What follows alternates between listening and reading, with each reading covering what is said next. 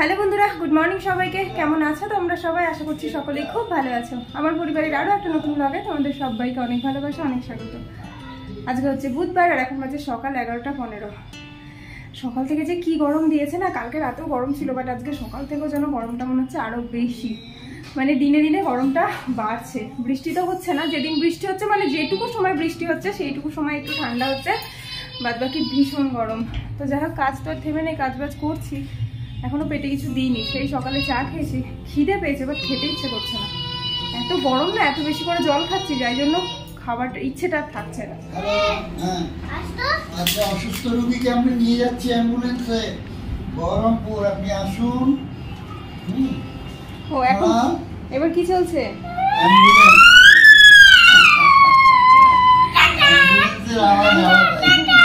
Tata. তাহলে তুমি এখন পুলিশম্যান না ডাক্তার? পুলিশম্যান তো অ্যাম্বুলেন্স চালায় না। তুমি ডাক্তারই তো করছো। পুলিশম্যান তো জিপ গাড়ি চালায়। আমি ডাক্তার। তাই?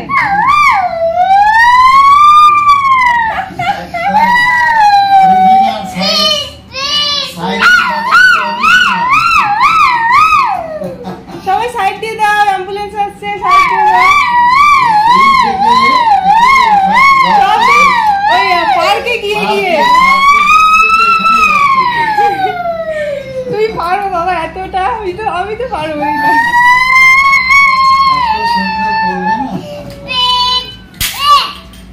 বাবা এই মাত্র বাড়ি থেকে এলো, দেখো কত পুঁই শাক নিয়ে এসছে, আর এখানে রয়েছে পাতি লেবু, যেগুলো এখন সব ফ্রিজে ঢুকবে।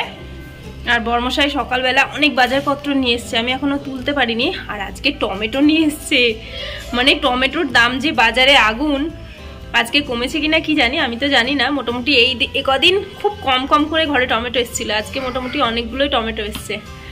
তো টমেটোটা দেখে আমি বেশ খুশি হয়ে গেছি। কি বলতো, টমেটো না তরকারিতে না দিলে আমার মনে হয় তরকারিতে কিছু একটা দিইনি। তো মোটামুটি বাজারপত্রগুলো গুছিয়ে নিই। মাছের ঝোলের জন্য মাছগুলো ভেজে নিয়েছি, তারই ফাঁকে নাতি আর দাদুর জন্য হচ্ছে লেবুর শরবত। কি গরম বলো তো, ওই কারণে দুজনের জন্য একটু লেবুর শরবত বানিয়ে দিচ্ছি। খেলতে খেলতে তো দুজনের অবস্থায় খুব খারাপ, ঘেমে গেছে। লেবু, নুন, চিনি আর জল। স্নান করে এসেই তো রোদ্দুরকে খাওয়ানো তাড়া লেগে যায়, যেটা কমপ্লিট হলো এতক্ষণে। তো আমারও দুপুরে খাওয়ার সময় হয়ে গেছে, মানে ওকে খাওয়ানো হয়ে গেছে, মানে তো আর কোনো কাজ নেই সেরকম। দুপুরে খাবারটা খেয়েই নিই, খিদেও পেয়ে গেছে। সকালবেলা তো আজকে সেরকম কিছুই খাইনি, ওই বাবার রোদ্দুরের জন্য শরবত বানিয়েছিলাম, সেই শরবতই খেয়েছি। আর একটু জল টল বিস্কুট এইসবই খেয়েছিলাম, মানে খাবার খাইনি। ওই বসে যে খাবারটা খাওয়া হয়, মুড়ি ভাত রুটি এগুলো কিছু খাওয়া হয়নি। তো খিদেটা একটু পেয়ে গেছে, তো খেয়েই নিই। দুপুরবেলা দুজনে খাওয়া দাওয়ার পরে মোটামুটি আমার যা রান্নাঘরে টুকটাক কাজ ছিল, সেই কাজগুলো করার পরে একটু শুয়ে গেছিলাম। আর জানো, সেই 2টো থেকে এত বেশি অন্ধকার হয়ে গেছে, চারিদিকটা এত বেশি ঘোলাটে হয়ে গেছে, একবার আবার গুড়গুড়ো করছিল, কিন্তু এক ফোঁটাও বৃষ্টি হয়নি। গরমটা একটু কমেছে, বাট ফ্যান না চালিয়ে থাকা যাবে না, এরকম একটা গরম। রোদ্দুরে ঘুম থেকে উঠে পড়েছে, তোকে একটু জল খেতে দিলাম, আর আমি দেখছি যে টাইম কলে জল পড়ছে। যদি কারো প্রয়োজন না হয়, এই জলের কল খোলা থাকলেও না কেউ বন্ধ করে না, সেটা না খুব বেশি গায়ে লাগে। আসতে যেতে দেখলেও বন্ধ করে না। পৃথিবীতে এত বেশি জল সংকট লেগে গেছে, তাও যে মানুষের টের হয় না। আজকে আপেলের ঝোঁক উঠেছে, সেই কারণে এক ফালি আপেল, সেটাকে ভালো করে ছাড়িয়ে আবার টুকরো টুকরো করে দিয়েছি, যেটা খাওয়ার জন্য উনি এখন ওই যে যাও। আমি যেন দেখি সবগুলো শেষ হয়ে গেছে আপেল, বাকিটা আমি খেয়ে নেবো। আর এটা তো জুস বানাবো এখন ওর জন্য।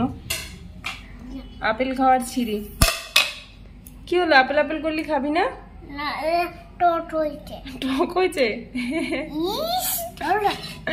কই দেখি, একবার খেয়ে দেখা কেমন টক, একবার খেয়ে দেখি কেমন। খুব টক। তাহলে আপেলের লোককে বলতে হবে তো, রোদ্দুরের আপেলটা কেন এত টক দিয়েছো, তাই না? এই জামা কাপড়গুলো গোছাতে হবে, আর এই ঘরটা তো রোদ্দুরের ঘর, তাই ঘরটাকে নিয়ে বলার কিছু আর থাকে না।